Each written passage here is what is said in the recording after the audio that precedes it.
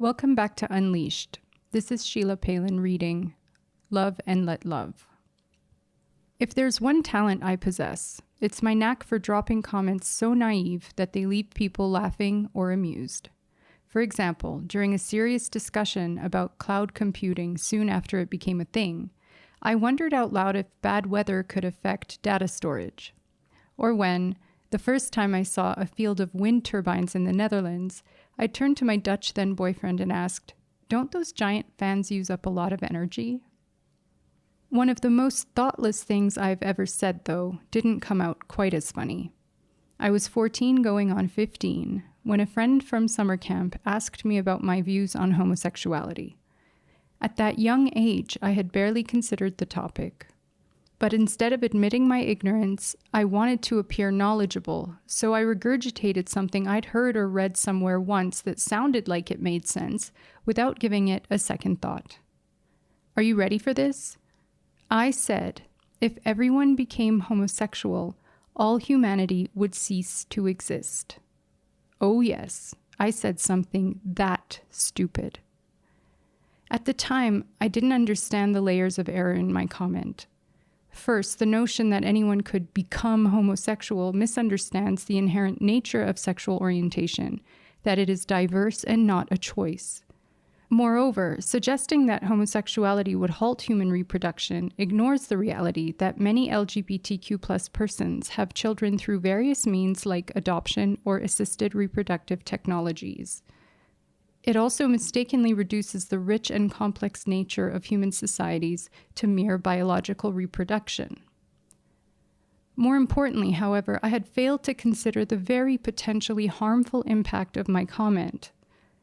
I'll never forget the wounded look on my friend's face as she then revealed to me that she was a lesbian. I saw immediately from her reaction how such a careless string of words could be so deeply, even if unintendedly, hurtful. She didn't need to correct my ignorance. The pain in her eyes was enough. I realized right then that I had made a huge mistake. The last thing I ever wanted was to offend someone I cared about, but there I was, navigating completely unfamiliar waters. The shock of that moment was also a harsh awakening to my own unconscious biases. I realized that I had unknowingly absorbed negative stereotypes about homosexuality, much like a virus or a parasite that invades the body without permission.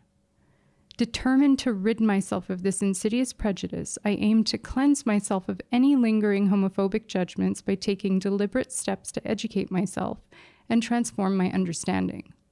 I began by attending Gay Pride in Montreal, immersing myself in the community, and learning directly from the experiences of LGBTQ+ persons and friends.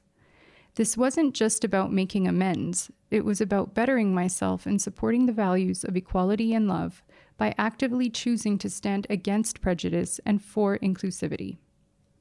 So when I moved to Armenia 3 years ago, the contrast in attitudes towards LGBTQ+ individuals compared to Montreal was so disheartening. Sure, it was disappointing to find that there wasn't a visible LGBTQ+ scene or a gay village like back home, but I hadn't anticipated how alive and kicking homophobia would be here. While homosexuality was decriminalized in Armenia in 2003, there are still no laws specifically protecting against discrimination based on sexual orientation or gender identity. Surveys and reports indicate that the majority of the Armenian population still holds negative views towards homosexuality, often influenced by religious beliefs. I soon learned that the LGBTQ+ community here largely remains underground for safety reasons. The situation isn't anywhere near as extreme as in Chechnya, Iran, or under ISIS, but it is still dangerous. In the past year alone, there have been numerous incidents of violence, suicides, and even killings targeting LGBTQ+ individuals.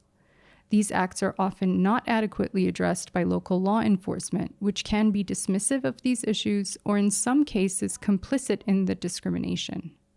Organizations like Pink Armenia, which do commendable work in advocating for LGBTQ+ rights in Armenia, are forced to keep their office locations secret and relocate frequently to protect against violence. Nevertheless, over the last 3 years, I have seen some promising changes toward greater inclusivity in Armenia.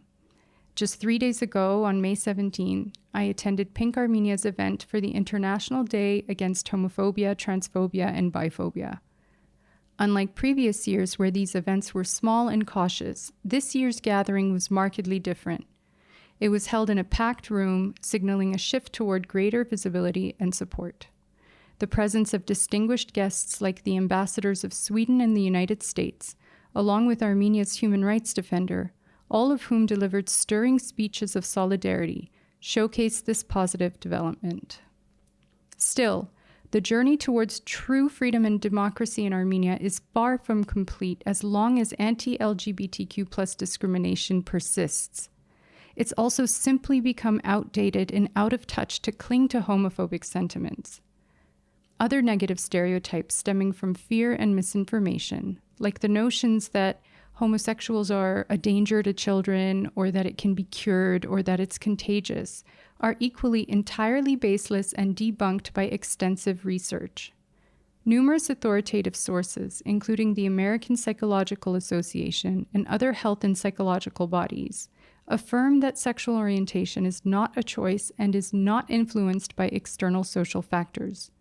Studies have consistently shown that children raised in LGBTQ+ households fare as well emotionally and socially as those raised in heterosexual households, and there's no credible evidence whatsoever to support the idea that LGBTQ+ individuals are more likely to harm children. Which is why the European Union and other international bodies have repeatedly called on Armenia to improve its human rights record regarding LGBTQ+ rights.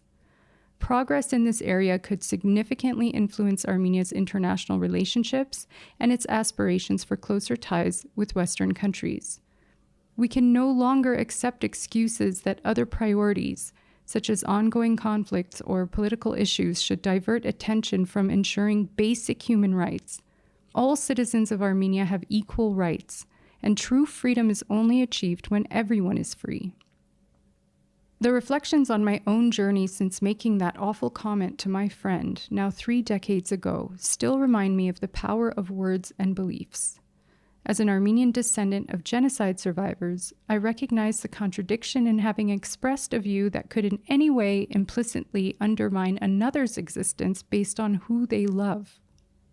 How can anyone who deeply values their own cultural, religious, ethnic, or linguistic identity ever imply that another person is less worthy of pride in their identity because of who they love? If we truly care about our own freedom, then we must strive to embrace a philosophy of live and let live, love and let love. Our shared humanity demands no less, ensuring that every individual, irrespective of sexual orientation or gender identity, is afforded the respect and freedom they deserve.